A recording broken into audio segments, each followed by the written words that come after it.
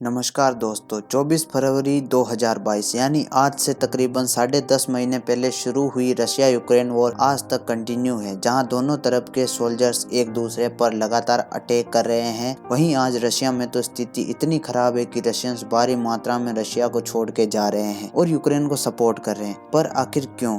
क्या है इसके पीछे की कहानी? यही केस स्टडी हम इस वीडियो में आपको बताएंगे, तो बने रहिए इस वीडियो के एंड तक। दोस्तों, इस कहानी की शुरुआत होती है 21 सितंबर 2022 को, जब रशियन प्रेसिडेंट पुतिन ने रशिया में पार्शियल मोबिलाइजेशन डिक्लेयर किया था, जिससे आम जनता को भी ना चाहते हुए वार में शामिल होना पड़ा। इस बात से रशियन खुश नहीं है। इस बात का अंदाज़ा इससे लगाया जा सकता है कि रशिया में बीते कुछ महीनों में गूगल पर हाउ टू लीव रशिया और how to break arm at home जैसे गूगल सर्चेज ट्रेंड कर रहे हैं, इसलिए ताकि उनको मेडिकली अनफिट मानकर रशियन आर्मी में सेलेक्ट न किया जाए। कहते हैं ना, जब तक आप अपने कंफर्ट जोन में हैं तब तक आपको हर मुश्किल काम आसान लगता है। ऐसा ही कुछ हो रहा है रशियंस के साथ। जब वो टीवी पर अपने देश को जीतते हुए देख रहे थे तो काफ़ी खुश हो रहे थे कि अपना देश जीत रहा है और यूक्रेन हार रहा है। पर जब बात फ्रंट लाइन पर आके अपने देश के लिए लड़ने और बलिदान देने की आई तो मेजॉरिटी ऑफ पीपल्स पीछे हट गए। उन्हें अब जाकर पता चला है कि वास्तव में युद्ध के क्या कॉन्सिक्वेंसेस है, जिस कारण से आज रशिया में ऐसे टर्म्स सर्च किए जा रहे हैं। हालांकि दोस्तों, ये पहली बार नहीं है कि रशिया ने यूक्रेन पर इन्वेजन किया हो। साल 2014 में भी इसी तरह का हमला रूस ने यूक्रेन पर किया था और यूक्रेन के काफ़ी एरिया को कैप्चर कर लिया। पर इस बार पुतिन ने सोच समझकर पूरे प्लान के साथ यूक्रेन पर फुल स्केल इन्वेड किया। रशियन प्रेसिडेंट पुतिन के अनुमान के अनुसार ये वॉर सिर्फ 3 से 4 दिन में ही बंद होना था। उन्होंने सोचा था कि 3 दिन में रशियन आर्मी जाएगी और यूक्रेन की राजधानी कीव पर यूक्रेनियन सरकार पर डोमिनेट कर देगी और वहाँ रशियन फ्लैग फहरा देगी।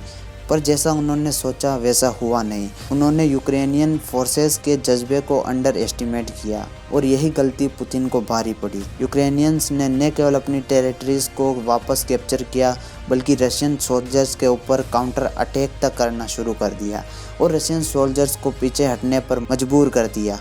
इस इमेज में जो आप रशियन ऑक्यूपाइड टेरिटरीज देख रहे हो वो कुछ ऐसी दिखती है, लेकिन अभी के लिए लगभग 80% यूक्रेन सेफ हो चुका है।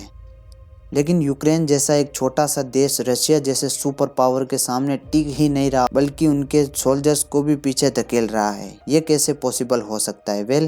इसके पीछे सबसे बड़ा हाथ है अमेरिका का। अमेरिका लगातार यूक्रेन को फाइनेंशियल एड और एडवांस वेपन सप्लाई कर रहा है। इन वेपन में से सबसे मेन वेपन है high mobility artillery rocket system, जो 50 किलोमीटर दूर अपने दुश्मन पर एग्जैक्ट अटैक कर सकता है। और इस वॉर के शुरू होने से अब तक यूएस ने यूक्रेन को लगभग $68 बिलियन का फाइनेंशियल और मिलिट्री एड इशू किया है। इट मीन्स कि रशिया हार रहा है? But the answer is no. दोस्तों, हम सभी जानते हैं कि ये वॉर है, इसमें किसी को कुछ पता नहीं है कि कब क्या हो जाए। और हम सभी जानते हैं कि ये देखकर पुतिन चुप रहने वालों में से तो नहीं है। वो कुछ भी कर सकते हैं, या यूँ कहें कि वो किसी भी हद तक जा सकते हैं। यह हो सकता है कि यह किसी तूफान के आने से पहले की शांति हो। क्या पता वर्ल्ड वॉर 3 तक की नौबत आ जाए। पुतिन यूक्रेन को कई बार न्यूक्लियर अटैक करने की धमकी दे चुका है, और अगर रशिया ने यूक्रेन पर न्यूक्लियर अटैक किया तो उसकी कल्पना भी हम नहीं कर सकते हैं। आज हर एक कंट्री एक दूसरी कंट्री के साथ कोल्ड वॉर लड़ रही है। इट मीन्स कि ऐसे सिचुएशन में एक छोटी सी चिंगारी भी बड़ी तबाही मचा सकती हैं। ये वॉर केवल रशिया और यूक्रेन का वॉर नहीं है, बल्कि इसका ग्लोबल लेवल पर भी इम्पैक्ट देखा जा सकता है। जहां कोविड की वजह से पहले ही कई देशों की इकोनॉमी डाउन थी, आज रशिया यूक्रेन वॉर की वजह से कई देशों की इकोनॉमी कोलैप्स तक हो गई है और कुछ की होने की कगार पर है। इंडिया इस सिचुएशन में भी खुद को सस्टेन कर पा रहा है और स्मार्टली डील कर रहा है। हालांकि इंडिया पर भी इसके काफ़ी बैड इम्पैक्ट पड़े हैं, पर इंडिया अदर कंट्रीज़ की बजाय काफ़ी सेफ है। इस वॉर को लेकर आपका जो भी पॉइंट ऑफ व्यू है हमें कमेंट में ज़रूर बताएं, और इस वीडियो को अपने परिवार वालों और दोस्तों के साथ शेयर ज़रूर करें, ताकि वो भी इस वीडियो में दी गई जानकारी को अडॉप्ट कर पाए। और इसी तरह की नॉलेजेबल वीडियोज़ को देखने के लिए इस चैनल को सब्सक्राइब ज़रूर करें।